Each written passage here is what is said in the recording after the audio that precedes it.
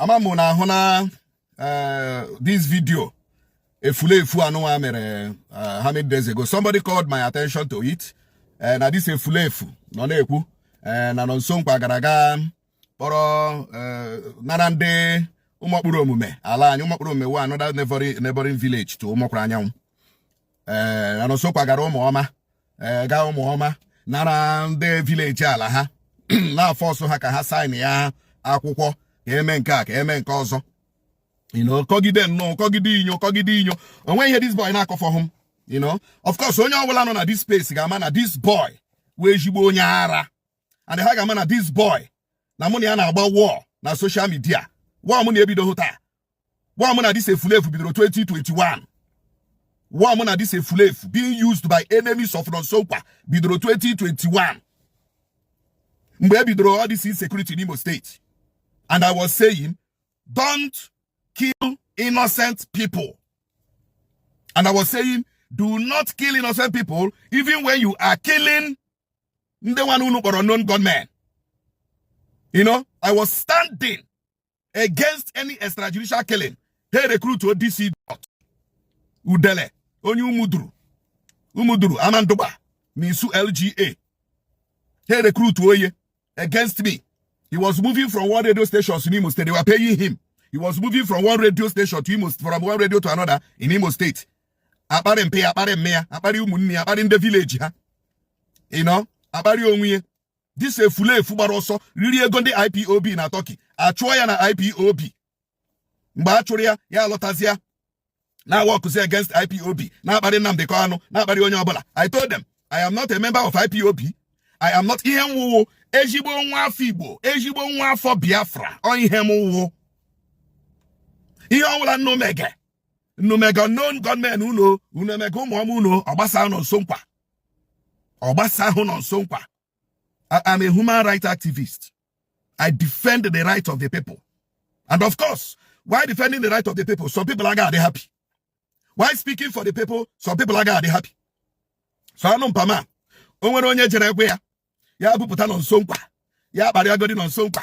Ya force Nonso Nkwu to talk. Ala umakwuru anya nwunu Umu-Oparaomume zoga. Onwe ike gbasara m. It doesn't concern me. And I have kept telling our people. Unu na azola ala.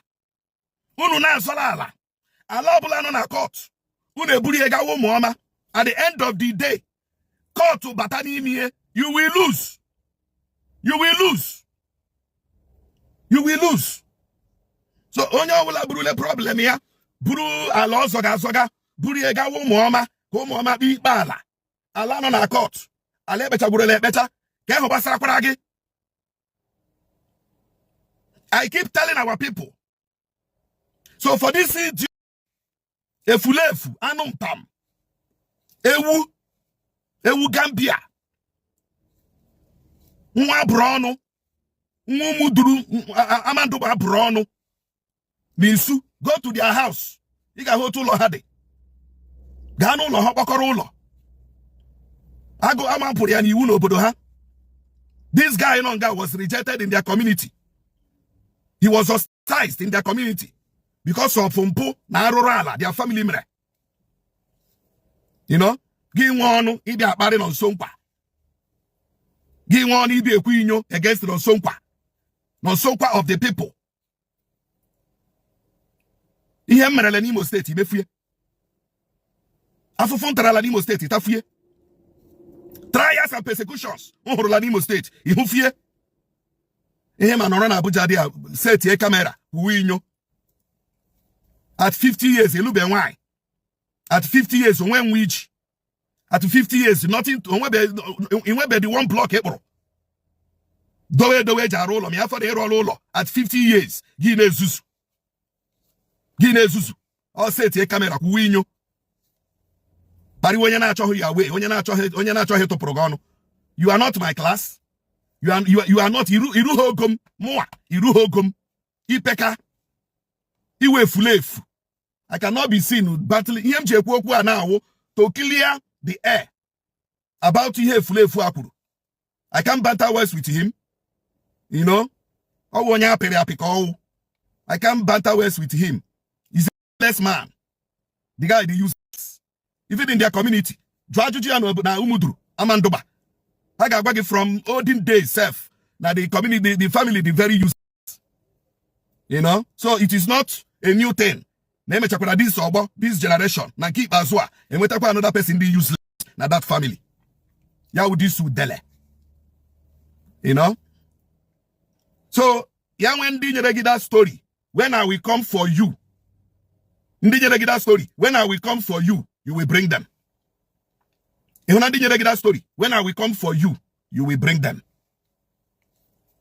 Abruna Bahuruzo Weremba, Ogahechi. Auruna Bahuruzo Weremba, Ogahechi. Okamana Ganabo, Nimo State. I got here. Those people using you against me, the time shall come when you will bring them. The time shall come where you bring them. Gene basamanala. Mwake. Mwake self na settle people. They make peaceful resolution for people. Na bro say mother gawa Umu-Oma. Umu-Oma no na bed. Where is this Umu-Oma self? You know? Ina kinyo. Anu here. Efulefu. Anu mpam. Man, they are latano mudrun. Abro ne bara village good. Lotano bodun. Akwama progini iwu. Chopoge from the community. In a lotano, Mbaniga lotan, you can't come back to Umuduru Amandoba now. Bia lotano. Uzu. No, Nonso Nkwu. Ekperima, ask this Ekperima, waiting for for seminary school. This Nonso Nkwu. Ask her waiting for for seminary school, waiting in thief for seminary school, we made them rusticator. Go check him mother character. Now always children of Umu-Oparaomume. Now drag him mama. Come back from Ogo in Enugu State. Tomorrow, there is something going on. Tomorrow, these people went to that village I mentioned, Umu-Oparaomume, and they have a land dispute with people from the community of this Ekperima, the kindred of this Ekperima, Nonso Nkwu, Umu-Oparaomume. And all of them are, all the kindreds are inside the same village. Then that village is in the same town with the Imo State Deputy Governor, which is this woman, Ijele. Now ask yourself, how come such a thing is happening in the community of a Deputy Governor of a state and she doesn't know? They want to force this community to sign out their land tomorrow, Friday, February 13th. February 13th was the deadline they gave every single family to come and sign away their land at their camp in Seizure. This Nonso Nkwu, this is the same person that have been calling for the removal of the tiger base. Like I've told you people, they want to remove the security, weaken the security architecture of Imo State, so they will be free to unleash mayhem on you people. They want to unleash mayhem on the community, but because there is presence of law enforcement, they can't be able to operate, and they are threatening those people that any family that did not come to sign away their land tomorrow Friday, that they will come there, burn down the houses and 5 people from that family. Remember, Gento has already done this one in Okigwe. Yes, it's the same thing everywhere. This is what they want to institute in your land. They want to make you a slave. Those of us that did not allow these people to set up camps in our communities, we are not aware of how lucky we are. If you don't have IPOP ESN camp in your community, you don't know how lucky you are. Your community should be thankful. Thank people like us that started screaming very early. There is absolutely nothing I told you these people will do, they've not done. Now it's telling people to sign away their lands in their country. By the time this smoke blows away, you will see how many communities that lost their lands. Now this is a land that this community won all the way from Umunna to the Supreme Court.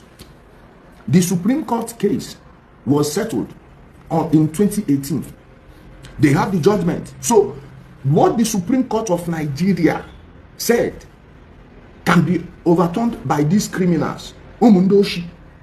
Criminals that are there to exploit people, kidnap, make money, but because they are carrying Biafra flag, Utobo like you are there supporting them. No, Nonso Nkwu. Ekperima, ask this Ekperima, waiting for for seminary school. This Nonso Nkwu. Ask her waiting for for seminary school, waiting in thief for seminary school, we made them rusticator. But somehow, now you want to bring you salvation. That character is still carrier. Many people do many rough things when they're small, but as you grow older, you leave all those things behind.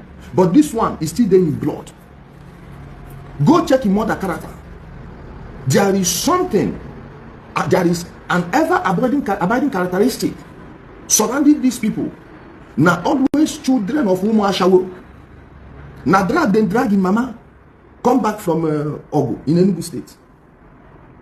The day you will hear the family history of this Erima, those of you that when you see someone on social media sounding nice, telling you what you want to hear, you embrace them with both hearts. This is the type of people that are bringing you freedom. A land matter that has been settled by the Supreme Court. I've asked you people, if they can force you to sit at home, what else can they force you to do? You people don't even know when you lose your freedoms. Many of you, they will be cutting away your freedom. Sometimes I do ask myself, how come a bunch of people sat down and let a group of people started catching them and selling them as slaves long before the white people came over? Remember, they've been selling people long before the white people came. Then you see what is happening before you. The same thing that led to slavery. A group of people that will band themselves together and start using threats and violence on the general population. Because they are too cowardly, they will keep quiet. Person will spit on you, you don't do anything. Okay, expect slap. After slap, you don't know what else will go full on. You feel the separation of your head from your shoulders. Yes. Now the thing where then they do for their tomorrow, now this one will happen. Those of us where they close to the deputy governor, tell them, ask them waiting they shop for her community. Mona, help me tag this useless eye person. Help me tag her. Okay, you are now a real estate agent. The freedom never come on. Don't they lose on a land. When they finally give on this Biafra, check all of them. Emmanuel Kano currently on know this pastor, somebody Uche. What's his name? What's the name of that pastor? Somebody Uche, a very popular pastor in the southeast. Emmanuel Kano, they go dragging land where you buy. The community people don't win their case against her. And I hear say still they use zone 9 police. AIG office. This AIG now from Umaka. The same Umaka where this one operates for. They go live waiting they supposed to do. And they understand waiting with the talk. All the thing where they complain. No being they come to fruition like this. Nonso Nkwu, Alana, why don't you go and buy land? Now here you want to see money you want to do your political campaign. If we know Biaje Kaifo. Biaje Kaifo, should be none of us there. Come go make we see. Unyoshi. Oh, you think say all these ones now they want to put you for office. You go hear when you go lost, you go just disappear. This one a Biafra fraud. No only land on our one use and thief. Yeah? Na thief on our one use and thief. No so kwa you don't make unu. Alana agugu na ada jegora. Nature you na agunu. You want a society where somebody will come out tomorrow and just declare your own property his. Community property. Community property. You know, say, they turn themselves to court. Too. Yes, many of the matter where they will be caught. Now, so they cannot go there. Now, them be judge now, jury, executioner. People go there for that matter. They know who they want dasher. The other person, they go tell you, say, their oracle. Say, no, be your own. Say, they go buy the person. They get the one where they call Oriozu there. You go first, before people go call, you go cut, they go roast one hand like this, bring her fire, go chop her from the front to tell her and say it's serious. This is what they brought in Alambi Toli. This is what they brought in Bitoli. This is what they brought in Bitoli. Freedom. People will say they want to bring freedom from her. Make communities sign off their land to you. Igadi they go na la. Igadi one way be na la. Adika agebe gi krekere liye shigi sada liye ofoku gi sada liye nkenu sada liye mpaka gebe nu liye ofu isaka gebe nu oye na agu nu onwu ye na agu nu ndo shi maka agbachiro no nkete. When Tiger Bears come operation now, they go say that they pursue innocent Imo youth. I don't ask now who command the soldiers with the operation there before. Now who command those soldiers? Because if soldiers they there and hold on, you don't understand. I'm in the operation there. Then they shout, oh, they buy you and call come, say they command the military. If the military clear that camp, how this Nonso Nkwu will go meet those communities? Say they go beat Unyoshi, Obodogi Magofuma, Obodogi Magofuma. But so, those of you from Umuno, when your people saw Nonso Nkwu as the leaders of this type of nonsense, didn't that tell you people that this must be a fraud? He was on radio confusing you people. When you hear something that suits your ears, you won't even think it critically. No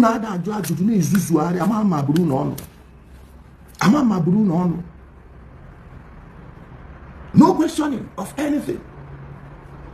This was well, I purposely asked them to book me on his radio station because I wanted to disgrace him. You know, when he ran away, he delegated duty to another person. He ran away. He knows now. He denied. I will follow you people. Any information you people let me know. Imagine they went and top old men in your community should get quiet. Really? Una watching Tete. Ndagadi. Kaje tiye. Una watching Tete. Ha. Why Banana will say why they no go to on land? Because they promise you Biafra. Where is the Biafra existing? Biafra na Bia Chinere Komare Jewe deputy governor. Why you had an anymore Biafra? Eh? O nwere ihe dị ka Biafra nwa Chinere Komaro anọghọ n'ime ọhịa dị n'ezior. Why ụmụ ya dị ebu egbe? Because nothing like that. There is absolutely nothing as such. Manunu wazi abịadi unu ụmụ unu nọ n'ime ọhịa na-anwụ necha ndị oshi bịa na bi wetara unu Biafra ihere megbukwa unu bunch of illiterates, bunch of. If you don't reject Biafra and everything that comes with it, unu enweghị ike izu ike. If you don't reject Biafra and everything that comes with it, you people will keep experiencing this injustice. Because supporting Biafra is supporting injustice. Why crying victim? That is why you are taking the share of that injustice. From nowhere, you are going to call you. Piakamune Burinishina. Or the Sechereche Naba. Go Yago. Nonso Nkwu ndi freedom. Nonso Nkwu family unu makwana family ba unu makwana ofuma. Mma Nonso Nkwu na umunne ndi nwoke adị na mma. Only daughter. Na check godu no dere family na eweteru sunu na eweteru ni yoma. Ewetala ha ole. You people deceive me. Like enough like this, all they come more. The way you see behave, brain how dead all day, like electricity are dead in there. Uburo na de kume. You get happen do she. There's no can do she na go sign out alone. Nonso Nkwu je gorana. Ana na go gi Nonso Nkwu je gorana no umu ibe gi na agbambo. Ondo ogbo gi na agbambo. Obodo iba na eje jide ejebe. Local champion Umu-Oshi. On the Ndozorucha, Alata, Unu Rob, any percentage. Anumpama, jobless fool. They come around for 2027 let's go. That way, they're for Nimo State in Kaya. Nimo State in Kaya. That try a Kaya. Bianwaya, let's see. Umu-Oshi. A bit more job. Criminals. Isura and the Madanagun. Isura and the Madanagun. Let me block one also. Ndoshi.